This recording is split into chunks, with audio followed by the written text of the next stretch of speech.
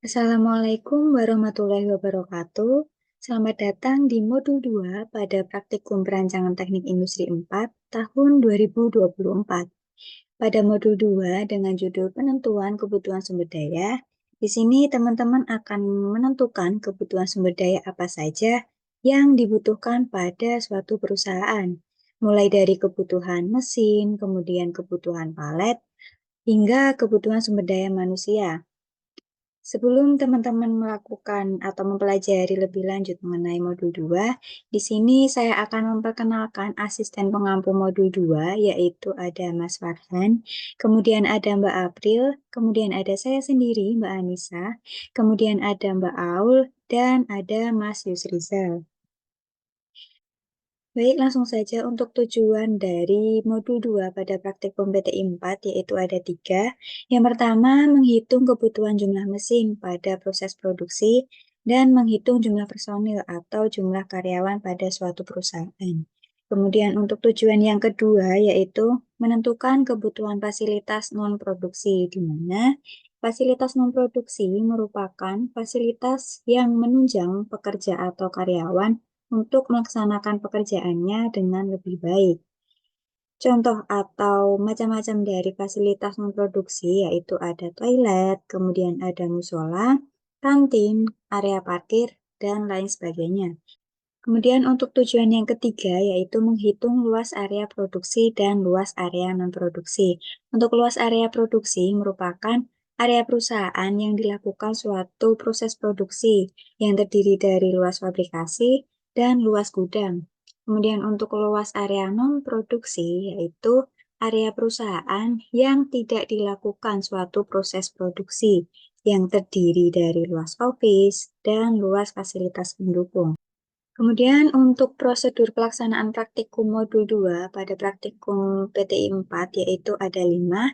Yang pertama, asisten akan menjelaskan kepada praktikan mengenai tujuan pembelajaran dari modul 2. Kemudian untuk prosedur yang kedua yaitu menyiapkan input data yaitu terdapat data lembar rencana proses atau LRP, kemudian yang kedua terdapat data assembly process chart atau APC, lalu yang ketiga data waktu perakitan, yang keempat, data struktur organisasi, dan yang kelima yaitu data rata-rata peramalan permintaan pada 2 tahun terakhir, di mana data-data yang saya sebutkan sebelumnya tadi merupakan data yang dapat teman-teman peroleh dari praktikum PTI 1 hingga PTI 3.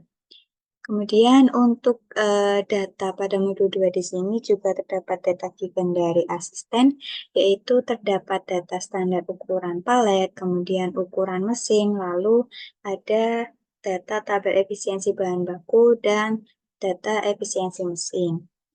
Lalu untuk prosedur yang ketiga yaitu pastikan melakukan perhitungan kebutuhan mesin yang nantinya akan diketahui untuk jumlah mesin yang dibutuhkan pada setiap partnya.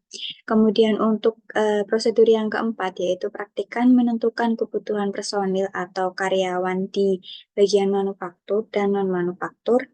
Kemudian untuk prosedur yang kelima yaitu praktikan melakukan perhitungan luas lantai perusahaan atau luas total pabrik yang nantinya akan dilakukan perancangan tata letak fasilitas. Nah, untuk tata letak fasilitas atau tata letak pabrik yaitu tata cara pengaturan fasilitas-fasilitas pabrik untuk menunjang kelancaran suatu proses produksi di perusahaan. Dalam tata letak fasilitas ada 2 hal yang perlu diatur letaknya, yaitu yang pertama, pengaturan tata letak mesin atau mesin layout, kemudian yang kedua, pengaturan departemen yang ada di pabrik atau biasa disebut dengan departemen layout. Nah, di sini bisa teman-teman lihat bahwa yang ada pada layar di sini merupakan layout dari suatu perusahaan manufaktur, di mana untuk departemen layout di sini bisa teman-teman lihat pada bagian atas yang berwarna biru. Untuk departemen layout di sini terdiri dari ruang atau luas office yang terdiri dari ruang pimpinan, kemudian ruang HRD, lalu terdapat ruang K3 dan lain sebagainya. Lalu untuk mesin layout sendiri bisa teman-teman lihat pada bagian warna merah di sini atau di bagian bawah, bahwa untuk mesin layout di sini terdiri dari berbagai macam mesin yang digunakan untuk proses produksi. Nah, untuk mesin-mesin di sini perlu dilakukan suatu penyusunan yang nantinya akan menghasilkan suatu proses produksi yang lebih efektif dan lebih efisien. Selanjutnya, untuk melakukan suatu perancangan tata letak fasilitas terdapat langkah dasarnya, yaitu bisa teman-teman lihat pada gambar di layar di sini bahwa terdapat beberapa analisis yang perlu dilakukan untuk mendapatkan alternatif tata letak, yaitu terdapat analisis produk, kemudian analisis proses, lalu terdapat analisis macam jumlah mesin, kemudian yang keempat ada analisis ekonomi, dan yang terakhir yaitu terdapat analisis macam layout yang dibutuhkan atau yang sesuai. Kemudian setelah teman-teman memperoleh alternatif tata letak atau layout tersebut, kemudian akan dilakukan pola aliran material yang seperti apa, kemudian space area yang tersedia, kemudian dilakukan analisis aliran material, lalu struktur organisasinya itu seperti apa pada suatu perusahaan. Nah, dari keseluruhan di sini yang telah dilakukan, maka akan dihasilkan suatu tata letak mesin dan departemen.